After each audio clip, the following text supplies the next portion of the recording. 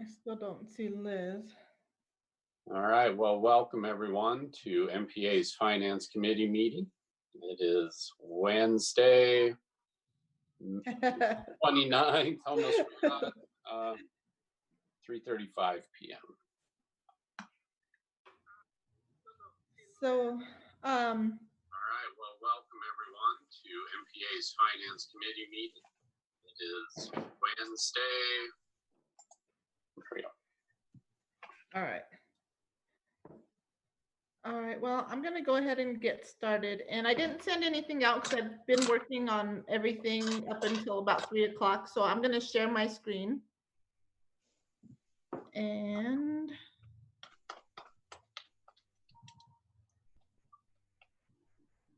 can you see it? Yep. Yes. All right. Thank you. All right. And Christina is going to be joining us as well. So the reason why we called the meeting is because with everything going on, we need to relook at our budget that we submitted and approved for next school year, 2021 school year. Sorry, I'm trying to figure out how to make my screen bigger to admit other people in.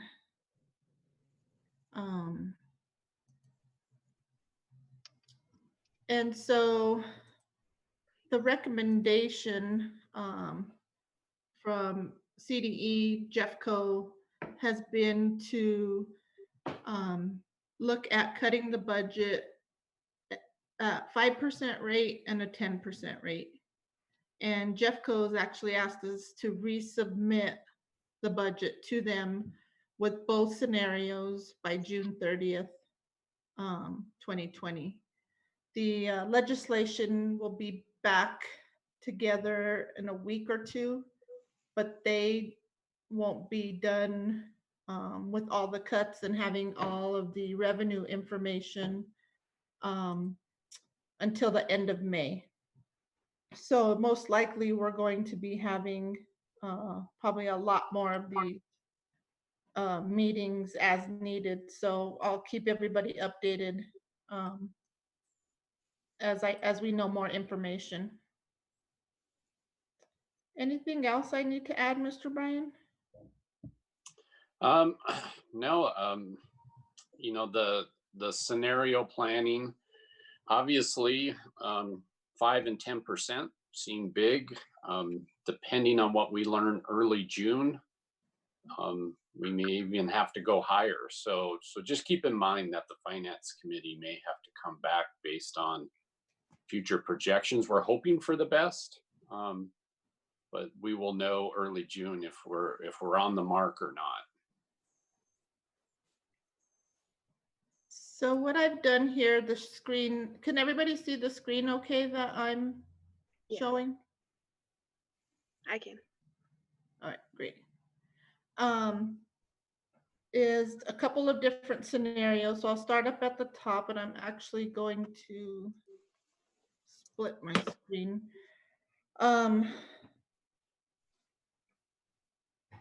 The board is looking to purchase the building across the street, the church. And so there's two scenarios. One is, the first one is without the church purchase.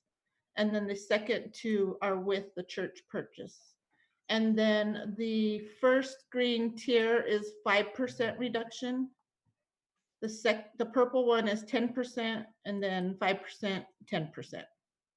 And please, if you have any questions, please just wave or whatever, because it's kind of hard for me to see everybody on one screen and my spreadsheet. So starting with revenue, what I did was took either the 5 or the 10% away from all the revenue line items that I know we're getting from the state. So that's where you'll see these negatives. I also went ahead and took that away from before and after care, student registration fees, and tuition.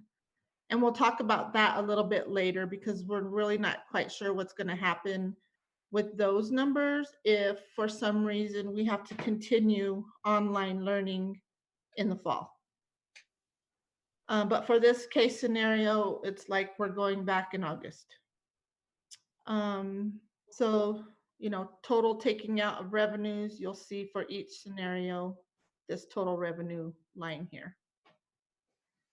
For the payroll, just to show you sake, is I showed in here freezing pay for all staff for next year, and that's the only reduction that I put in there, just to give you guys kind of an idea of what that would look like, and then the impact to benefits, and then what the total reduction would be there.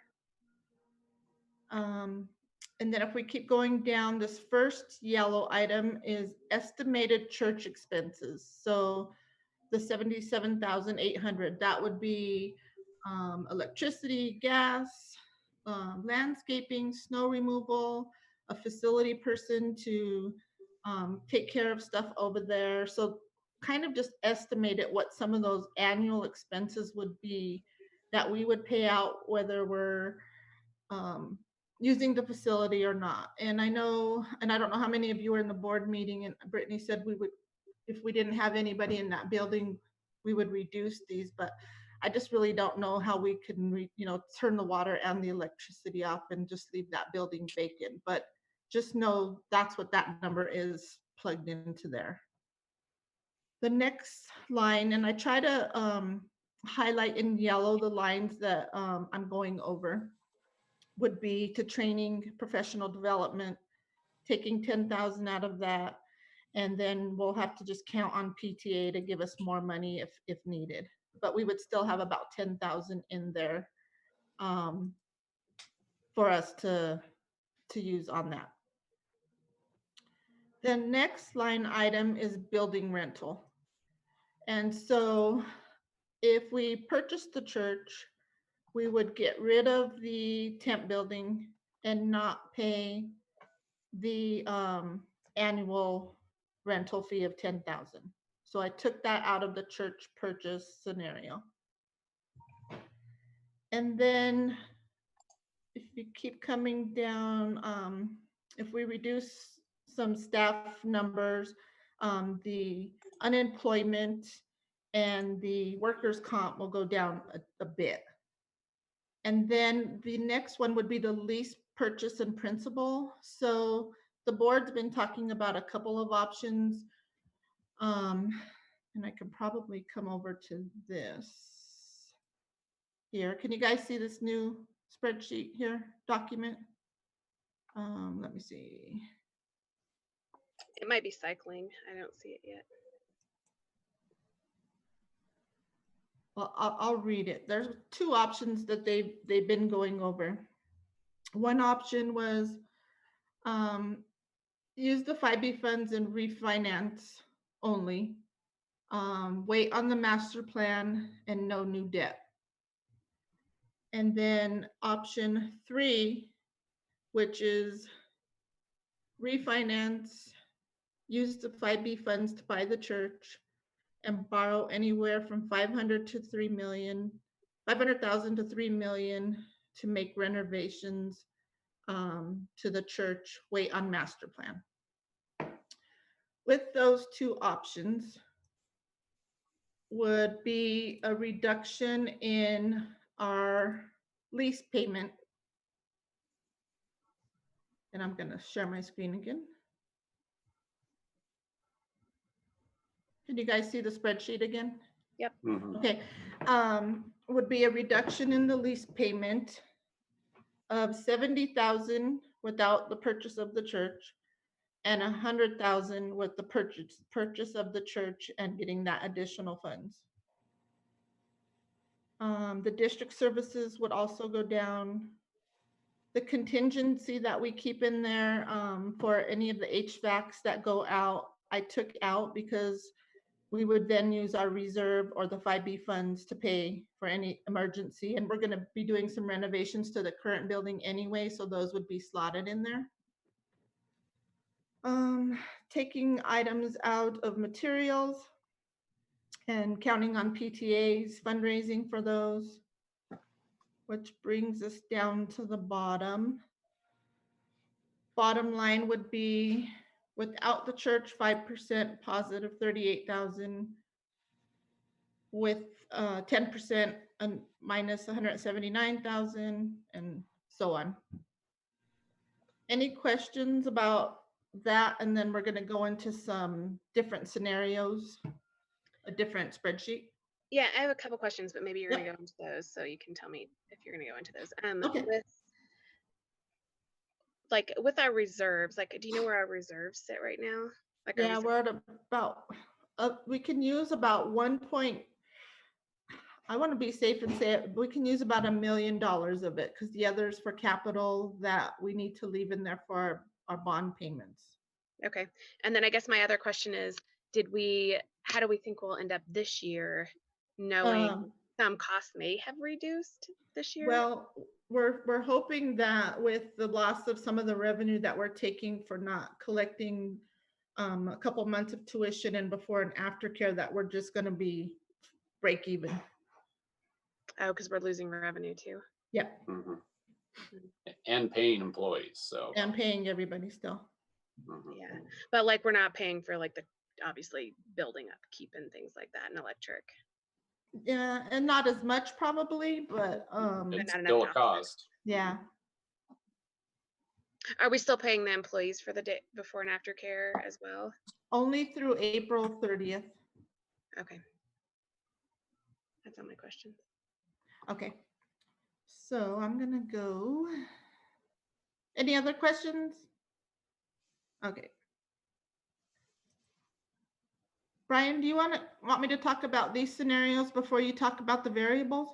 Yes, Okay. Go ahead. So some scenarios that we came up with, kind of like a menu of items that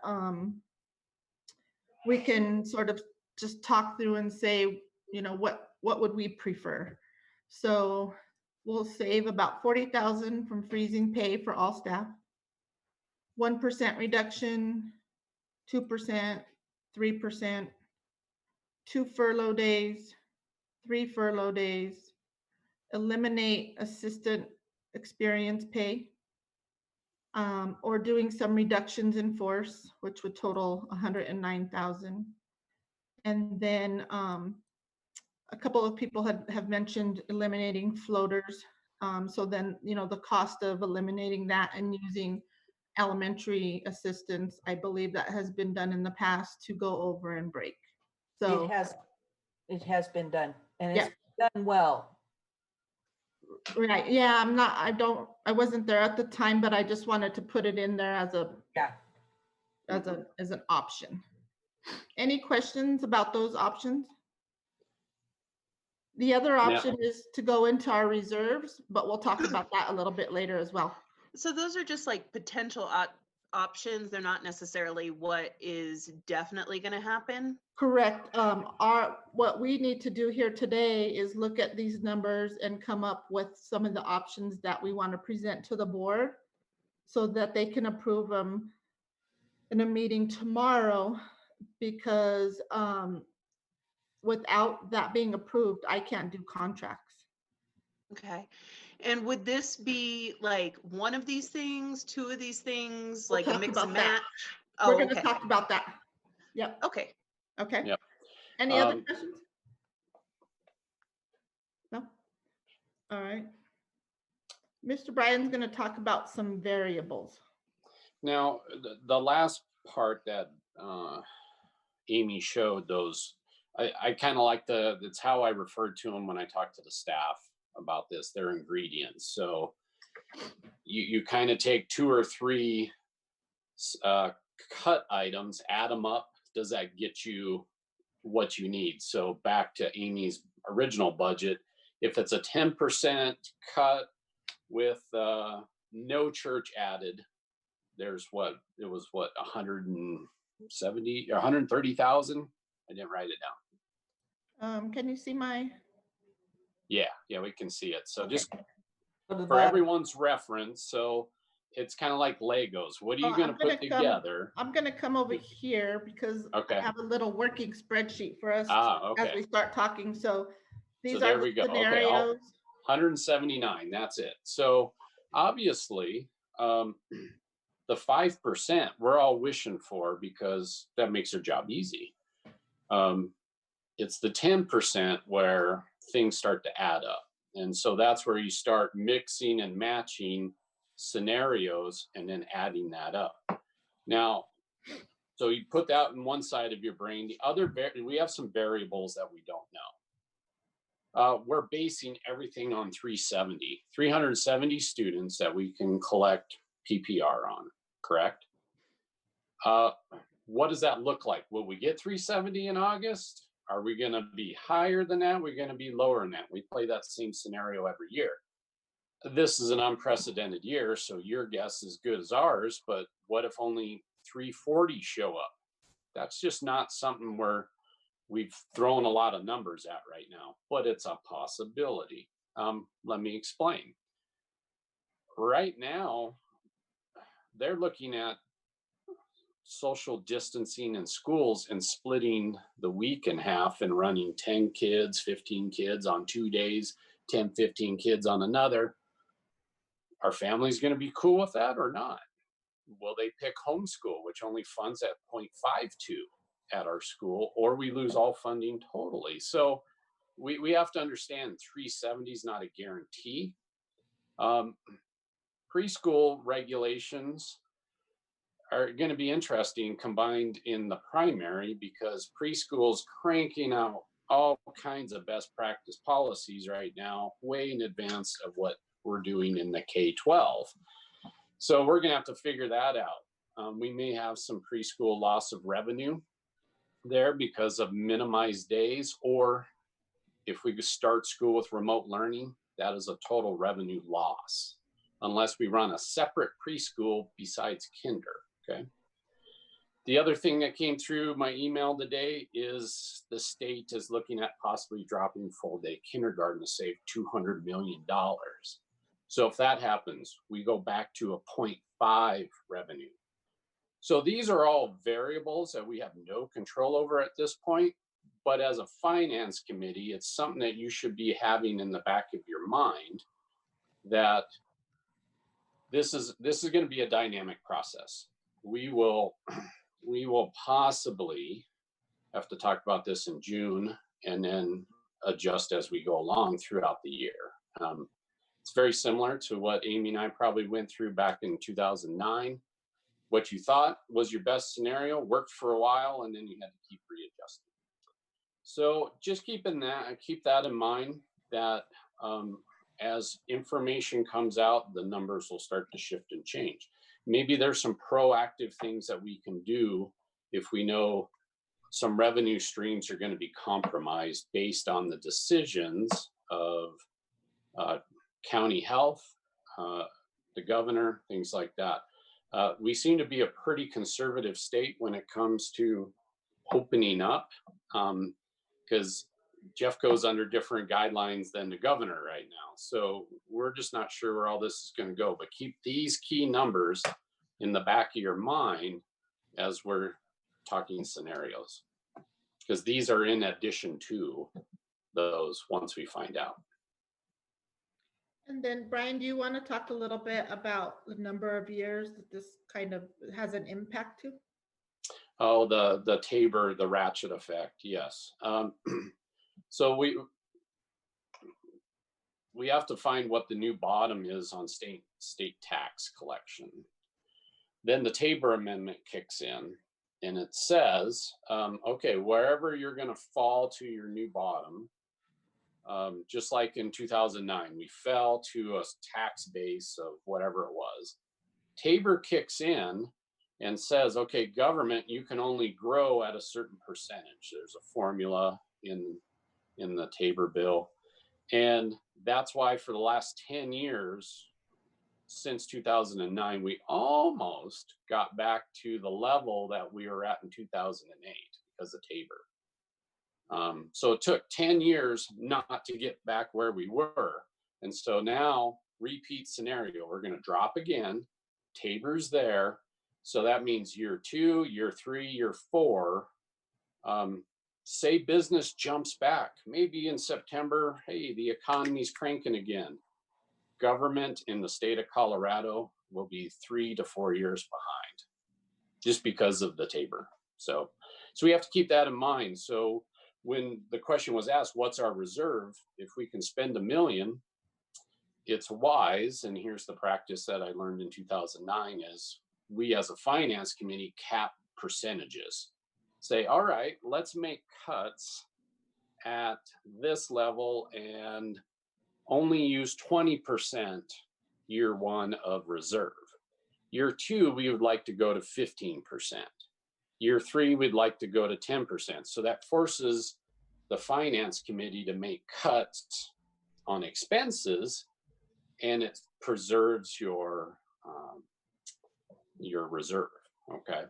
So that's maybe another discussion that we need to talk about when we're thinking of ingredients on how to meet payroll and pay all of our bills next year. The finance committee needs to recommend only spend in year 1 X amount of dollars out of the reserve, a percentage. Okay. Any questions about that?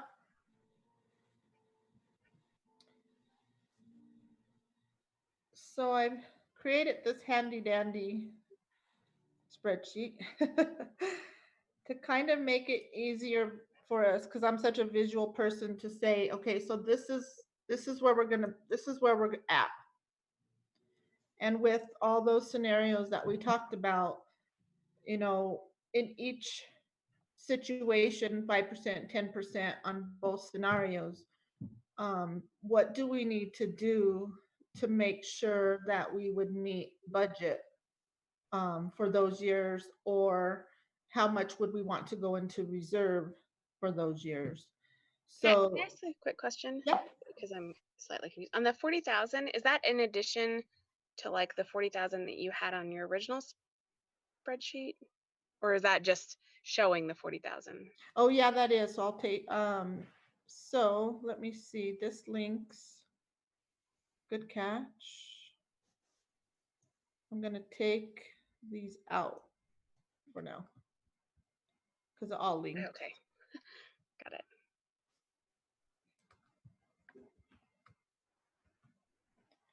So these new numbers should, yep, they all updated. Mm-hmm. That's, looks more reasonable. So as you can see,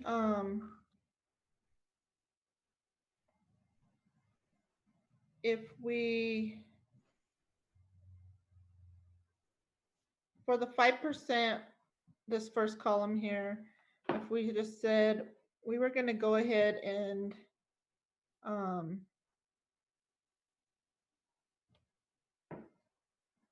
do all of these, we'd freeze pay.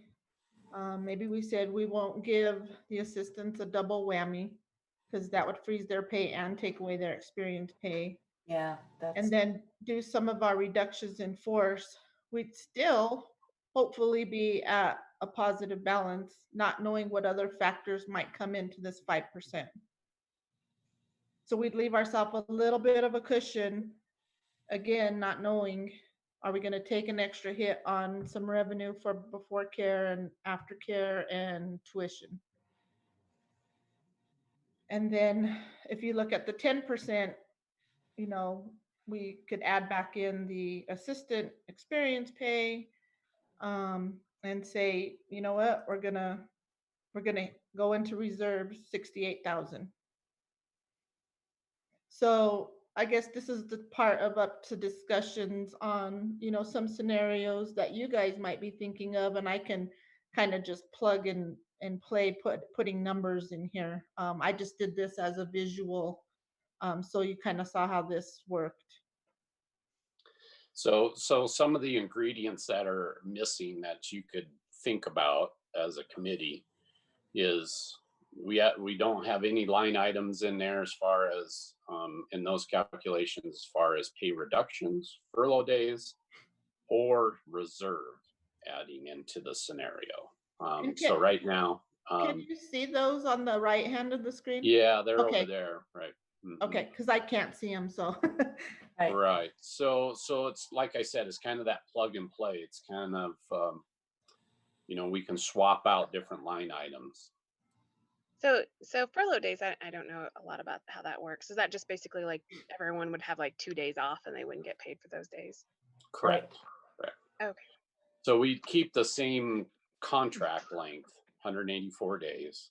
And then we just have 2 days that wouldn't impact student learning. We pick 2 of our professional development days, and those would be non-paid days. So they come out to about 13.5, so about $13,500 per furlough day. That's what it costs MPA and salaries per day is 13,500 roughly. So would that be like, when we do the furlough days, would you see a reduction on that month's paycheck, or would it be something that's taken out over the like salary? How does that work? We could do it however we want. And I would think most people would want to do it spread out, Mhm. Hmm. over, Least amount of impact, yeah. yeah, over the 12-month pay. Yeah.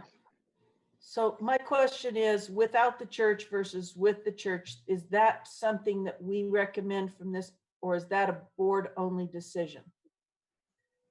Because with the historical tanking of Tabor, and you called it ratcheting,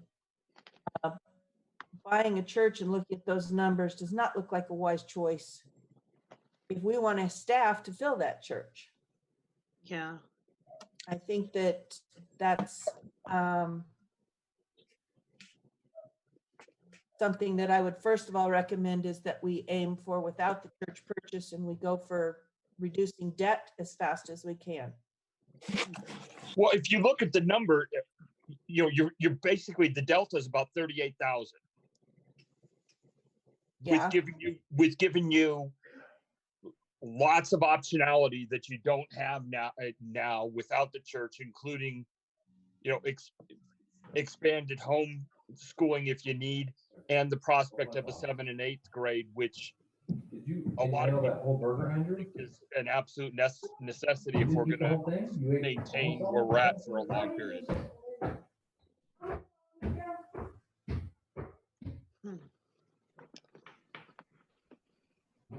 Yeah, I mean, I get it.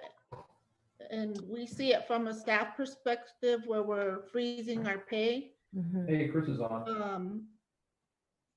opposed to looking for the future is How's kind it of what the going? board does. And so I guess that's just a good conversation for us to have Just is, one what dumbass after are, another. our, someone needs to mute, please. what are, the staff's thoughts on that, so that way that information can be taken back to the board, or when we make our final recommendation, they know where we're coming from. So I just have a question, like, I mean, are you adding, so you're adding cost if you buy it, right? But are you adding an extra person for maintenance, even if there's nothing in there? Are we adding another payroll to We make might sure have there's no to, break-in? So you're adding a cost in payroll, but kind of asking everybody else to freeze. we might have to, Or- okay. it depends on if homeschool goes into that building, Daniel can't take care of both. Okay, He'll go nuts. He'd have to have somebody to help him okay, somewhat maintain that building as well. Yeah, okay, and I then, don't see that as Okay. full-time position on No. maintenance for that. But we do have to look at who's watching the front door, things like that. So with the current homeschool model, I think we could push into that building pretty well and not increase costs. It's if we want to expand programming. You're right, Sherry, we have to add people. okay, The other thing I want to say about the finance committee, I think it's our job to make recommendations in both scenarios here. It's the board's job to decide about the church and through all that. So if we could work both sides of the recommendations, that would be completing a financial picture that the board can use for their decision. Sounds good. I think from what I see here, I think I kind of I mean, not like any, but I think I prefer like the furlough versus like the reduction, like the 1 or 2 or 3% pay reduction.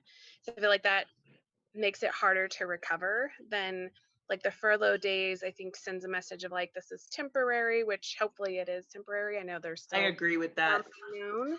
I Yeah. think it makes it like, okay, we're good. We're just going to do this little thing. And, reducing that pay is hard to kind of build back up.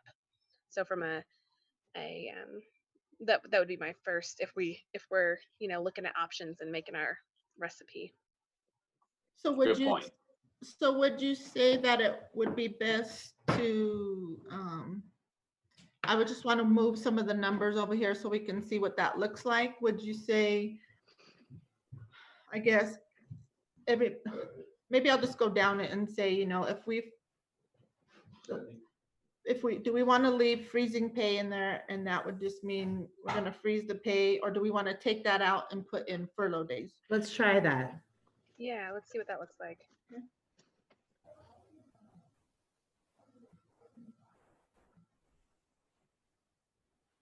Yeah, I'm just gonna do this. Sorry, it's hard for me to see both screens.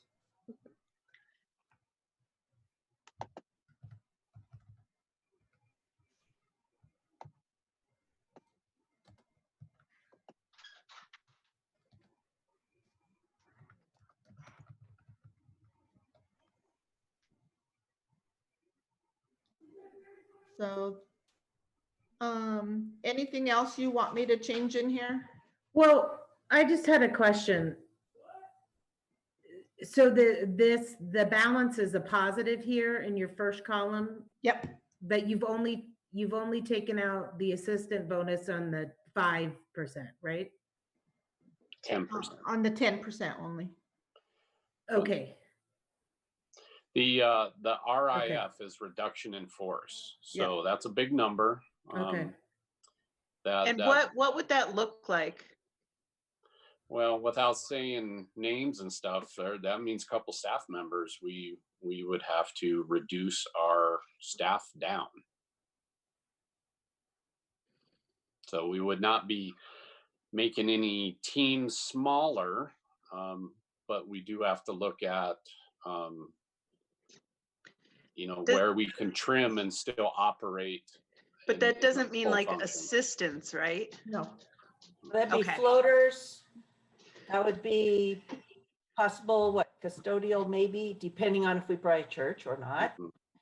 Yeah, Amy and I have kind of talked about where that would land, and but That's tough. obviously Yeah. it is hard. But you It can is. see how quick you get to the numbers when you do that. So that's the question is, because right now nothing on this scenario is saying use reserves at this point. So Oh, okay. Oh, so when we go negative with the tier 3 10% column, that wouldn't be in the reserves? that would be going into reserves. Oh, that Right, would be. right. Okay. Yeah, we just haven't Okay, sorry. dedicated a certain amount up front is what Okay. I'm saying. And there's all those other considerations of what we don't know, what will happen with tuition. Because I know I've heard the governor met with superintendents and did say, be prepared to not open in the fall. And that would be additional cuts to revenue, right? Yeah. Correct. So if we eliminate the floater position, what is that? Is that already in here? No. It That's in could the be, 109. it could be part of this 109. Okay. My only question is, like the way we did it before, we had to get parent volunteers for the Well, other hour. Parent volunteers, or we also took staff at one No, point. no, no. The way it worked was lower L came down for half an hour and upper L came down for half an hour. That's only an hour. We had to fill the other hour in the classroom with parent volunteers, just so you know that. Right, right. That would be It does work. the lunch. It does work, but I mean, but you But can't it's leave the tough. room if you Yeah. don't have it. You're not allowed to. So I think it's doable, but Amy, sometimes people come, they don't, Right. know. And Sherry, I mean, we even did a whole lot of days with 2 floaters, Yeah, I think it's, but I would rather go to 2 floaters than, I think that's a great solution, right? honestly. That's a Yeah, compromise. I mean, I think that's great. That A+, I mean. Right. Yeah.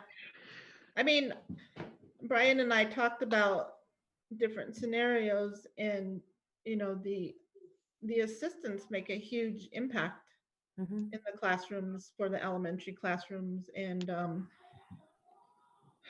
pulling them away. We're trying, what we were trying to do is not take services away from kids. Yep. Mhm. Yep. That's the very first thing that we look at is, will the Montessori experience, the formula that we use right now, can that stay intact? And that formula is a lead and an assistant in every one of those classrooms. So that's what these numbers represent. We're going to keep that. Students come first. Next is where it comes into staff. There's staff is next. They take the hit because we're there for students. So as long as we maintain the student services at the same level and still the quality that we can provide as a school, can we reduce other expenses either through furlough days or other reductions in force, things like that. So I just want to, that's a good point, is we're not trying to make any cuts into the 17 classrooms that we have.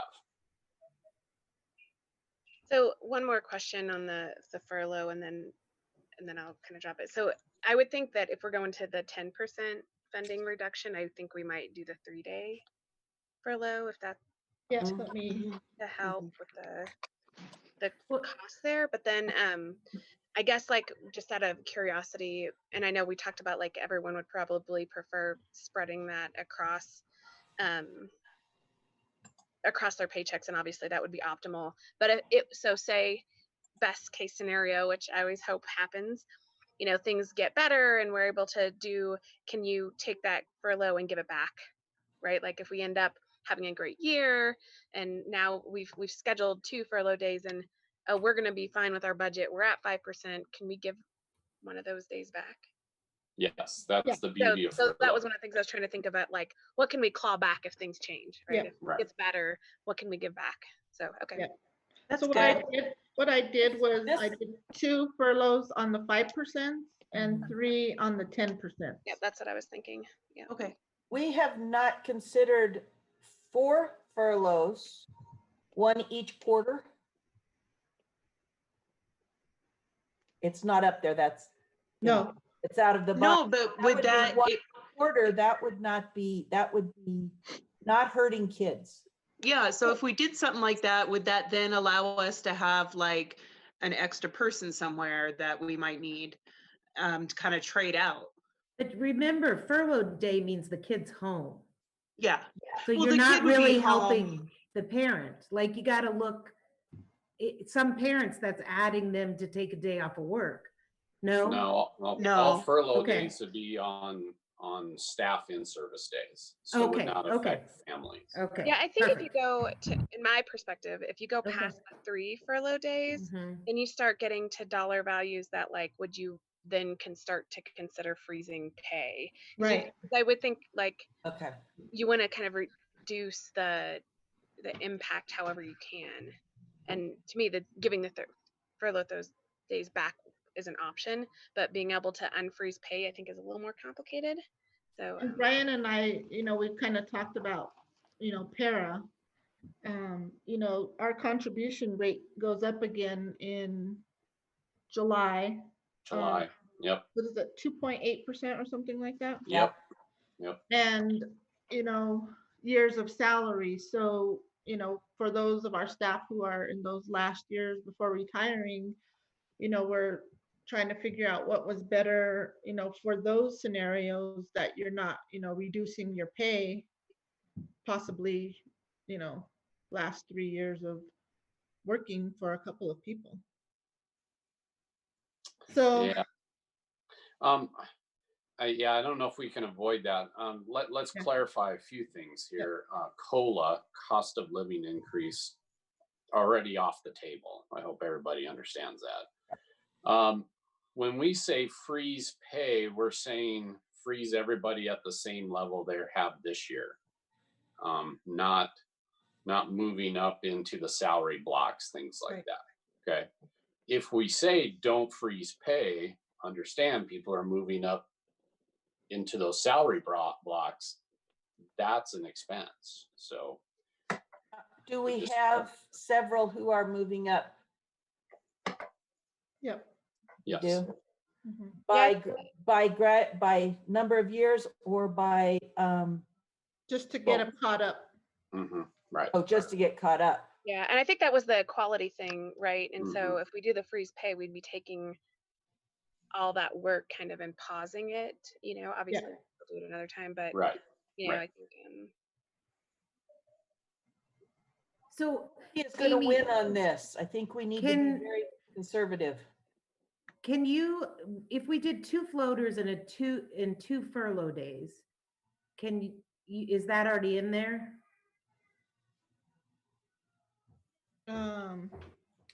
For which scenarios? For all of them? Yeah, like what is, or just without the. Well, the furloughs are Then, in. okay, Yeah, there's 2 Okay. here and 3 here. okay. And if we did 2 floaters instead of 3, That would be 20 something thousand. So we could Okay. add that. Yeah, and that could be part of this here, okay. part of this reduction in force, right? I mean, I think, Mhm. right, by law, 40 minutes is still, like, you're not in trouble there, right? For breaks. Yeah, I don't remember off the top, but okay, I mean, we could talk about hour changes. okay. that I they're mean, working. I think that's pretty reasonable. I mean, you're not changing the program for the kids, really. And it doesn't impede on elementary. Right. so are you asking that we would take, how much is one floater? It's about 10,600. So that reduction in force would actually go down by $10,000. Right. So it'd be like 900 or 90,000, sorry. Yep. So it'd be good for the I think it would be doable under the 5%, but maybe not the 10%. Mhm. Right. But that's something to keep in mind. I mean, like, we have 2 tiers going here anyway. Yeah. I like the idea of keeping a couple of the floaters just because I remember when I used to do that, it sometimes was difficult to remember, especially if you had things going on or, field trips, things like that. It was a lot of fun to see the little guys and how much they've grown, when you finally see them in Upper L. Mhm. But it was a chunk of time. Mhm. I mean, a chunk of time that I missed out on doing other things. And as you know, what oh. impact does that have on the lead teacher in the elementary rooms? Depends on which teacher, but it, Mhm. it is more of an inconvenience. For me, it's more of an inconvenience than it is, oh my gosh, I can't function without my aide. Mhm. Well, and You also learn to depends- figure it out. I mean, 30 minutes is here and there is not that much. but it really depends upon if you agreed to have the assistant come down at the specials time. Because if the kids are in specials, it's not as hard on the lead teacher. Yes, but Specials, But you can't always do it like that. yeah, because our I'm just specials saying. are like Yeah. late 2 days and then Yeah. early 1 day and then no specials on that day. It's kind of, And it turns into 40 minutes by the time you walk down there and then you walk back. It's not 30. it's just an inconvenience versus your salary. Yeah. Mhm. And I'm for sure if you ask, most people are going to say, I can be inconvenienced. Mhm. We're a little sour, I mean, to protect the whole, I think, again, we need to be conservative when we're all gonna have to give. And Amy, And do we I'm know sure when at the end we're of the gonna- day, everyone will be willing to do what's needed, you know? Right. Yep. Amy, do we know when we're gonna find out like the funding, where we'll be with the funding? Because obviously it sounds like if we had to go the reduction in force, obviously I think that's kind of the last thing everyone wants. But if do we have time Well, there's a to couple actually of, make that decision? there's a couple of things. The legislation won't know until the end of May, Mhm. but we need to get contracts out to our teachers, and we really can't give them a contract if we don't know what their pay is gonna be. Or Yeah, we don't want to give people a contract and then later say, sorry, take it back. yeah. Yeah. And so these recommendations will go to the board tomorrow for them to kind of look at and approve so that Brian and I can start working on contracts. That's true. And one thing I'd want to do is, obviously my job for MPA is to work with the staff. Board doesn't do that. I'm the one who has to make the calls on what those numbers mean as far as the cuts that we need to make in order to abide by the board's decision of which budget scenario they pick. And I also have to consider that if we have to reduce staff, that I want to give them a head start in the job market. Mhm. I'm not going to wait till June, you know. I'm not going to wait for Governor Polis to sign something and say, hey, here's the number now, when someone could have had a month to figure things out. And so there's the human factor. It's not fun business. It's what I'll have to do based on whatever's decided. But understand that, you know, if you look at the balances, look at column C, that 68,000. That's roughly between 6 and 7% of the reserve. 85,000 is 8 to 9%, and the 106, you know, about 11-ish%. So you're tapping, you have potential to tap into it, but at a very low level, which protects the reserve for year 2, year 3, year 4, which are unknowns at this point. So right now you have some scenarios, and I guess my question is there anything else that you'd want to add or reduce before we kind of? I mean, if you kind of look at the 10% and we're doing 3 furloughs, would you rather freeze your pay or take 3 days without pay? That's a really hard question. I mean, it's hard because, well, yeah, you don't really know like what the dollar amount of those furloughs looks like. It's probably in more comparison. with 3 furlough days. Yeah, I think for me, like, you know, again, being an objective view, it's not my salary, obviously, so I feel like it's not exactly fair to have a whole lot of opinion. However, but I can kind of speak for maybe the whole staff of like that trying to get that pay equalized was a pretty big deal, and I think it's a pretty big deal for those people that came in not equal but doing equal amount of work. And so to me, I think that would be really, you know, frustrating if they know that they're on that spectrum of not getting that equal pay, and they also have that gets frozen. I feel like that was something that was kind of promised, and if we can make that happen, the furlough days appears equal. Like it feels like a equal. We're in it together, but the free pay, the freeze pay feels like it would be impacting very specific individuals. And I agree with that. Although personally, I would say that I would take a pay freeze to keep my assistant. And I know that you guys are planning on keeping them, but I'm just putting that out there.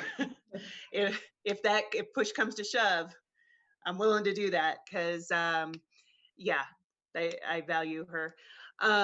You're not talking about cutting assistants, are you? Or I'm No. just, okay, No, okay, just double but checking. you know, Just double checking. if if we have to freeze for a year and come back and revisit it next year, then we have to do what we have to do. I think I would rather have a job, you know, just in general, and be thankful for that and push things on pause for a year. But that's my own personal thing. And I'm not sure that everyone feels the same way. I know life is hard right now.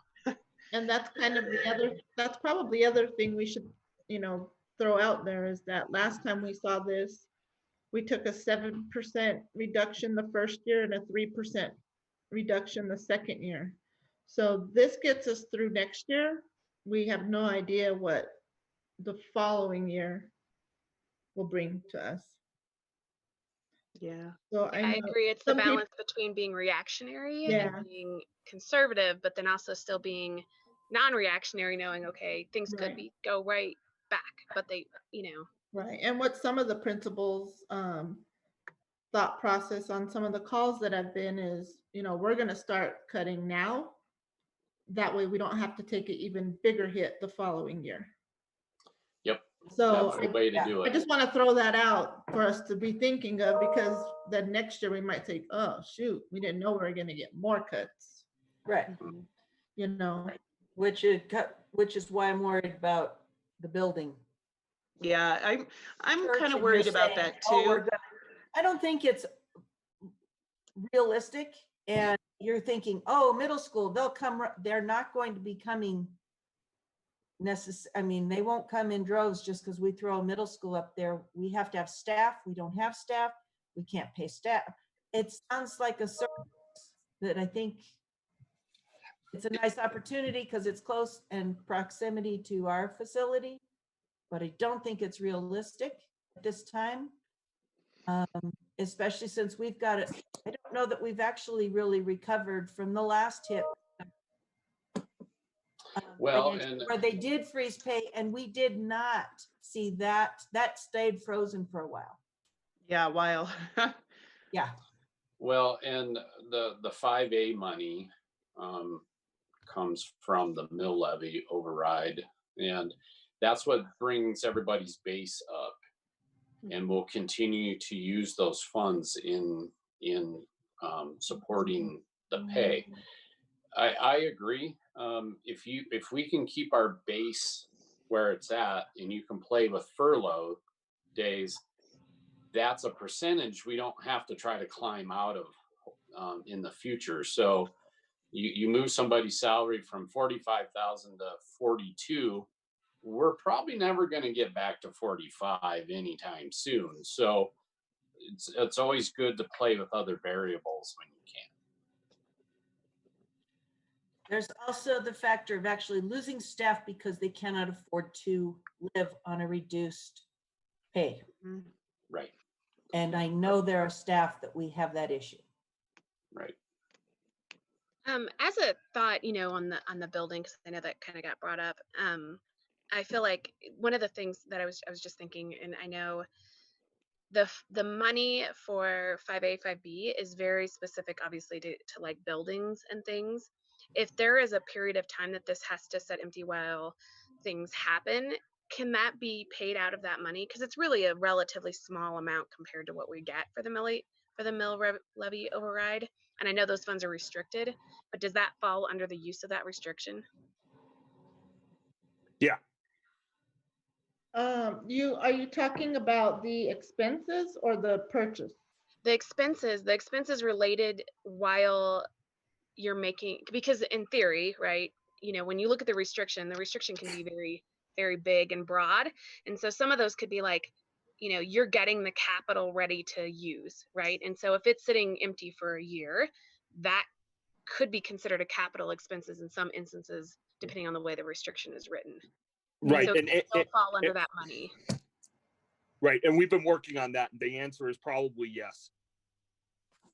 So then I think when you look at that -106, because to me, I think this is such a unique and very, very timely opportunity to get that building. Like, this isn't going to come across, you don't just come across an empty building in 20, 30 years, right?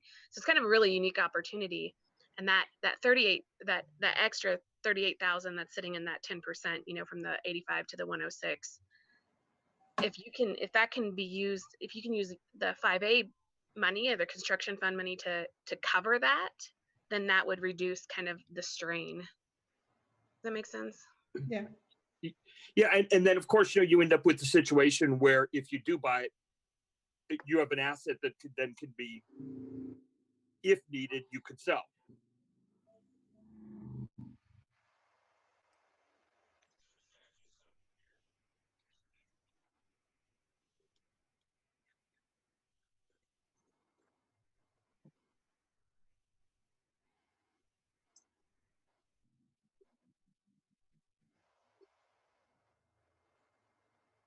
No, that's not how that would No. work. No. That's a good question. I don't know the answer to that. Right, we know the funds right now are restricted for 5B for building. But even if we were to sell an asset, it wouldn't unrestrict those funds, and that's the part we don't know. No, Yeah, that it would not unrestrict it. yeah, we'd have to put it towards our financing. Right. It would still, once it's restricted by legislation, it's kind of like always restricted by legislation. And do we know though, would that remove the time limit we have on using those funds? That would probably, Yeah, I would think so. Well, because we would have already used those funds. right. We would have used the bond Yeah, fund and yeah. translated it into restricted but not time limited funds. Right, those funds would be gone. Because you're using them to buy the church. Right. And if we sold the church, we would have those funds back, restricted to building, but we would have no time limit on spending them. Or restricted to capital. So Right. Oh, Yeah. yeah, thank you. Yeah, Right. So you can only use it for capital improvements going forward.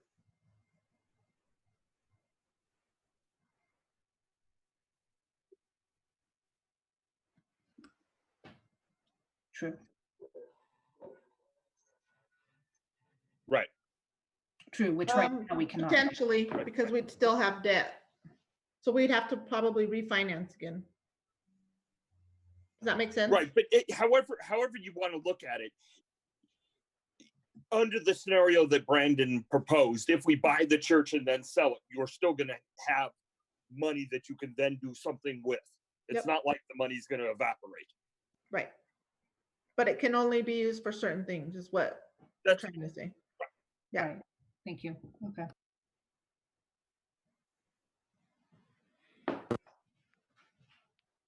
What do you think, Amy? Do you have any other tabs to review, or Nope. kind of this at is the it. end? I guess Okay. we need to say, is this really what we want it to look like? And then probably come down here and just say, we can say these are our recommendations and share this with the board if we're all good on it. Go ahead, Judy. Do we need a first choice, a second choice, and a third choice like we usually give the board? You probably should. So our first choice we're saying then is 3 furlough days in that order. Reduce staff as needed or least amount possible. And, or as, how would you say that? Incrementally.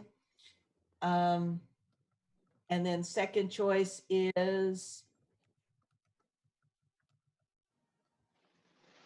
Well, you can change the furlough days, right?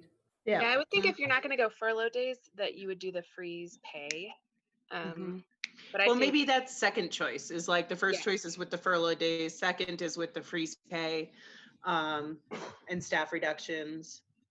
and then the third option would be that you would have to do an actual decrease in your pay. I think you Yeah. have to almost include the reduction in Mhm. force in every scenario from what Yeah. from a Yeah. dollar Yeah. perspective. But I would say, so it's basically reduction in force with Mhm. furlough days, number one, reduction in force with freeze pay, number two, reduction in force with a reduction in pay is option three. That's how I would word it. What was that again for option 3? I'm Yeah. sorry. Reduction in pay, and then the reduce, and then still the Reduce staff. reduce staff. Okay. So really the only thing that's changing is that kind Top one. of, yeah. And I mean, I suppose you could always do, like, if you have to, before you get to the third one, is you can combine kind of the freeze pay and the furlough days, like if you had to, before you go to a full like reduction of pay for everyone. Right, but our number one choice would be presenting this scenario as we have it, Yeah. right? Right. Okay. Yes. Without church purchase first. Well, that's their choice. that's their- Yeah. Me, I would like to also consider Brian's proposal, where we take a certain percentage of reserve, and we can't go past that. I think that's what you were saying, Brian. Well, it's one idea. I mean, it's already kind of reflective in the numbers you have, you know, because I went over that earlier. What I was referencing is those variables that we don't know. Are we going to get 370 students? Okay. Are we going to get all of our preschool tuition? We don't know, because just in the 2 months without preschool, we've taken what, six figure, was it 100 and some odd? What was that? I can't it's remember. 140,000 or something in a hit in revenue. So it adds up fast. So what we're saying is, since we don't know the variables, because of the cuts that we made in any one of these scenarios, the wild card or the variables, we're saying the reserve has to make that up. So if we drop 20 students, I'll just give you a number. If we drop 30 students, that's $240,000. We don't run preschool for 4 months. That's a couple $100,000. So it's just, those are the wild cards, and that's why we have a reserve. That's why Amy and the board have done such a good job over these years, is that you have that soft landing, just in case our scenarios, all of a sudden bump up with reality. So I'm pleased. I see the 6, the 8 in roughly 11% right now, as far as the percentages for reserve. The reserve max, that's hard. We won't know that, but we could toy with that right now, or I have a sneaky feeling we're going to be meeting again in June. So we can table that for a future discussion. Brian, And Amy, that might be good just to put that percentage of the reserve on there for the board, just so that they can be part of that dialogue. Right. and any Yes. recommendations around that cap, in terms of what you guys are thinking, I think would be helpful as well, knowing what this is, Okay. how far it digs in, and then what the recommendation would be. And Do we have an estimate right now, sorry, of the number of students, or no? I know we're aiming for 370, but do we kind of know a ballpark right now, or no? Nope, No. it's the same Okay. it was when we left our finance meeting before. Okay, so it hasn't really changed. So No. that's a positive. Yeah, we're not seeing a ton of movement on Okay. families leaving. We have some, but nothing in droves. Okay. And you know how we always have to have that 3% restricted kind of set aside? Do you know, and it's supposed to be for emergencies. So do you know if they're going to release that, or if they've said anything about that requirement? They said that, yes, the board would have to have approved that, and that it would have to be paid back, not the following year. So you can't like phase payback? Okay. No. So that would be more of like a one-time incident type. Yeah, and I think we have enough reserve where we don't have to do that. Yeah, I was just curious if they were, Yeah. so that when we do that 3% calculation, if it helps. But there will be some schools that are definitely going to have to do that. So do we want to come up with the recommended reserve cap? Well, what do you think it should be? Gosh, I haven't even thought about it. I think at this point that it feels like we there's still a little bit too unknown to kind Yeah. of that. Mhm. You know, I think it's hard. That's to put what a- I was suggesting. Yeah. We'll have better numbers in June. Yeah. I think it's like it's good for like at this point just to keep in mind, right? Yeah. We don't want to we don't want to go into 30% of our reserve. That would be bad. Right. Just the general guideline to like, oh, let's just keep that in mind for now. Right. Brandon, were there any questions from the The peanut gallery?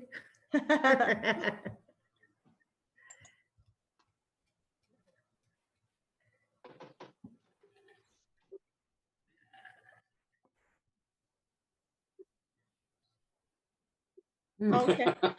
So no peanut gallery. Hey, I'm still here. And if I remember Any- right, for one more reference on the reserve, I believe it wasn't there guidance out there at one time, Amy, that it's like they recommend 3 months of Yeah. operating expenses, which we are well within. Yeah. Yeah. So we're well within the recommended reserve Yeah. balance. Yep. Sorry. No, Jack, anything we're forgetting? Not that I can think of, sir. Okay. Well, Amy, unless you have anything else, I think the committee has spoken here. Yep. And we can present that to them tomorrow. Yep. Is that correct? Okay. All right. Amy, you've done an excellent job again. Thank Especially, you, guys. Yeah. I can see everything blown up. Thank you so I much. did that. I appreciate it enormously because I haven't been having to leave the screen. So we appreciate it. I did it on Well, purpose. Thank you. You these are hard decisions and you handle them. You come up with your suggestions. Again, we'll come back to it, I'm sure, at some point. So we thank you for your time.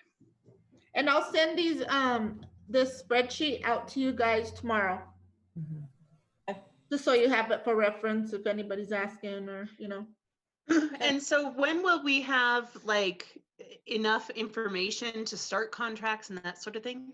Well, we're hoping that the board will review this and approve, you know, make their recommendation, whatever, for tomorrow night. That way Brian and I can start talking about how we get contracts out and how we write them. They will. What was that, Judy? Do they have to wait a month No, where you present it and then they wait and then they decide the next month? no, they're this- ready. This No, is a we're- good go. All right. Yeah, we're Wonderful. moving. Okay. Because yeah, that's got to be. Yep. Yeah, yeah, right. We understand that. Yep. Okay. It's on their agenda. Okay. I just don't want to miss process and procedures. Susie, thank you so much for joining us. Oh, Yes, no thank you. problem. And everybody else, thank you. Okay. Thank you. Thanks, everyone. Have Thanks, a Amy. lovely evening. Thank you, Amy. Thank you, Bye. Brian. See you guys soon. Bye. Bye. Bye.